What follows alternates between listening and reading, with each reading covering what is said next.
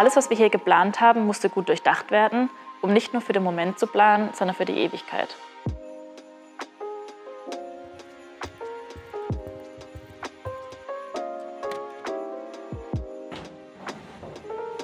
Was ich auch sehr liebe, ist eigentlich der lange Tisch in unserer Küche.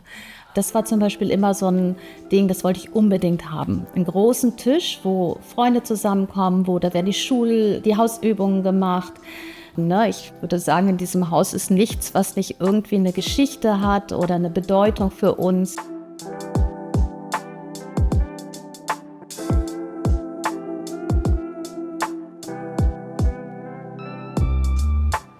Ja, das ist unsere Küche und das ist wirklich der Raum mit den prächtigsten Stuckelementen. Also hier hat man die historischen Elemente oben an der Decke und hinzu kommt hier in der Küche tatsächlich diese unfassbar tolle Wandmalerei. Und das ist wirklich eine Originalmalerei auf Leinwand. Das ist also nicht auf die Wand gemalt, sondern es ist eine Leinwand, die in diesen Stuck hinein gearbeitet worden ist.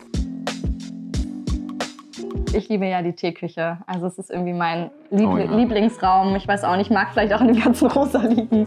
Aber ich habe immer gute Laune, wenn ich die Küche betrete. Und das Schöne ist auch, dass wir dort wirklich morgens immer Sonne haben. Und man wacht auf, holt sich den ersten Kaffee und die Sonne scheint halt rein. Ich liebe den Raum einfach total. Tja, der Raum, der die meiste Veränderung durchgemacht hat. Ich würde sagen, das ist die Küche, ja. Die Küche definitiv. Ja, also man muss sich vorstellen, wir hatten dort vorher ein paar Podest eingebaut. Der Boden hatte 3 verschiedene Lackierungen, Farben. Wir haben den Boden abgeschliffen. Dann wurden neue Schlitze gestemmt, weil die Kabelführung total unpraktisch war für unsere Bedürfnisse.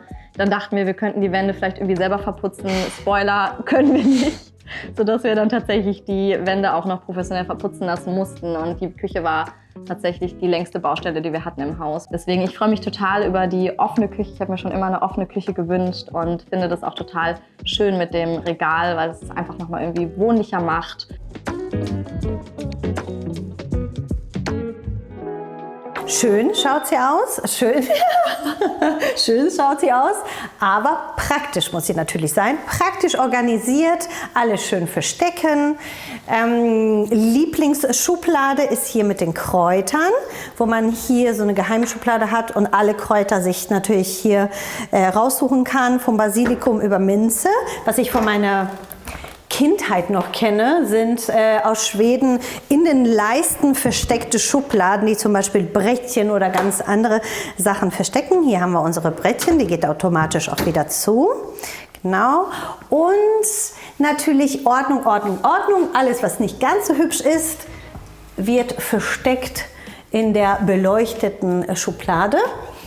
Spot on hässliche Geräte.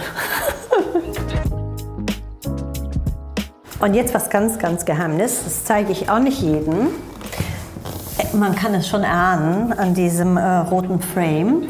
Und das ist die geheime James Bond Bar. Die geht nicht bei jedem auf. Man muss also Zauberhände haben. Man kann sich hier mal was mixen. Und man kann aber natürlich, wenn man in der Küche Pasta kocht oder ganz leckere Sachen macht, dann kann man hier sich zum Kochen einen schönen Cremant oder einen Wein auch von dieser Seite holen.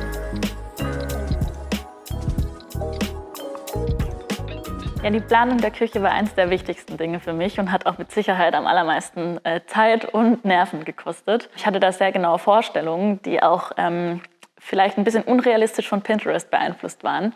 Ich wollte eigentlich immer eine Edelstahlküche haben. Das wäre aber bei uns in Kombination mit dem Betonboden viel zu kalt gewesen. Deswegen haben wir uns am Ende dafür entschieden, eine Zeile aus Edelstahl bzw. Aluminium zu machen und dafür nochmal zusätzlich einen großen Küchenblock aus Holz, um die Kühle des Aluminiums auszubalancieren. Es hat mich sehr gefreut, dass ihr heute hier wart. Vielen Dank für euren Besuch und bis bald.